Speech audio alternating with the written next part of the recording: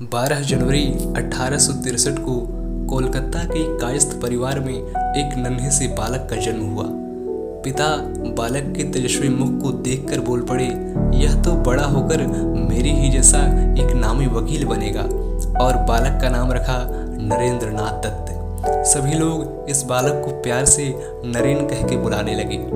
जैसे जैसे नरेन बड़ा होने लगा वैसे वैसे उसके मन में मानवता और सद्भावना के बीज अंकुरित होने लगे। उन दिनों एक बहुत ही सिद्ध महात्मा स्वामी रामकृष्ण परमहंस अत्यधिक प्रख्यात थे।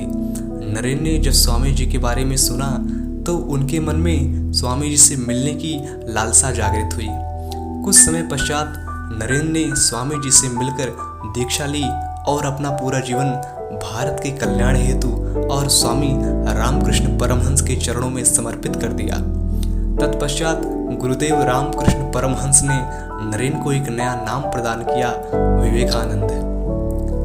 उन दिनों केवल भारत में ही नहीं अपितु विश्व भर में अपनी अपनी संस्कृति को लेकर लोगों में वर्चस्व की भावना रहती थी, जिसके परिणाम स्वरूप सन 1893 ईस्वी को अमेरिका के शिकागो नगर में विश्व धर्म सम्मेलन हुआ, जिसमें अनेकों देशों के लब्ध प्रतिष्ठ विद्वान अपनी अपनी संस्कृति को एक दूसरे से बड़ा बताने के लिए वहां पहुंचे।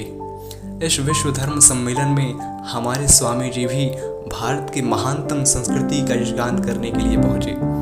उस सम्मेलन में जब बारी बारी करके सभी वक्ताओं ने अपने अपने देश और संस्कृति का परिचय दे दिया, तब अंत में भारत के इस यशस्वी वीर को उस ऐतिहासिक मंच पर भारतीय परंपरा और हमारे सनातन की छाप छोड़ने का अवसर मिला।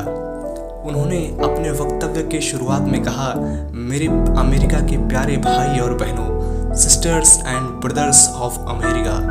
यह दो शब्द कहकर स्वामी जी ने वहां बैठे हर एक शख्स के दिल को जीत लिया। वहां बैठा हर एक शख्स उनके सम्मान में बहुत देर तक तालियां बजाता रहा। स्वामी जी ने कहा कि अयम निजः परो वेति गणना लक्षित साम उदार चरितानाम तु वसुधैव कुटुंबकम। हम भारतीय कभी भी यह नहीं कहते कि यह मेरा है, यह पराया है। हम समूचे संसार को अपना परिवार मानते हैं। स्वामी जी ने वहां बैठे सभी धर्म के ठेकेदारों को यह बता दिया कि सबसे बड़ा धर्म मानवता का धर्म है। उस दिन स्वामी जी ने पूरे विश्व में अपने नाम के साथ साथ भारतीय सभ्यता और संस्कृति की एक अमिट छाप छोड़ी। ऐसे महान युग पुरुष स्वामी विवेकानंद को कोटि कोटि नमन। ऐसी ही महान विभूति से प्रेरित होकर शायद किसी कवि ने कहा है कि जीते हो किसी ने देश तो क्या, हमने तो दिलों को जीता है। आपने बड़े धैर्य और विश्वास के साथ मुझे सुना। आप सभी का बहुत बहुत आभार।